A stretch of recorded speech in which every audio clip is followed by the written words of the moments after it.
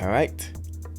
So let's just start with this picture. You can see on the front, we don't have a lot of information. I'm assuming that the top part right here is probably made of the same mesh type material that we saw on the previous version. Remember that this is going to have the built-in Google Assistant as well, the wireless one that is. So we're expecting some lights that's under that mesh, and it looks like there's a button right here, but we'll be able to verify that as time goes by. Underneath, you can see it says on, does have a reset button underneath. Looks like some rubber footing as well.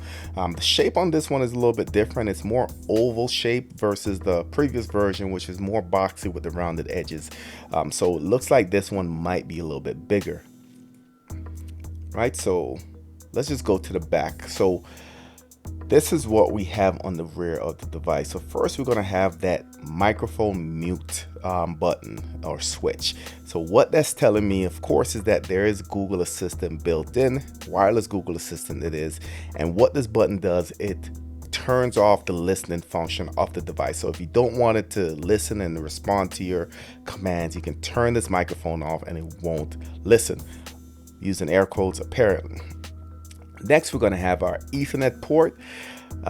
This isn't new to the on device. We know that the previous model did have Ethernet as well, but it was 10100, meaning that the max speeds you can get on this was 100 megabits per second. But hopefully this new Ethernet port gives us gigabit Ethernet speeds. In the middle, we're going to have an HDMI port, pretty self-explanatory, and we do have a USB port right here.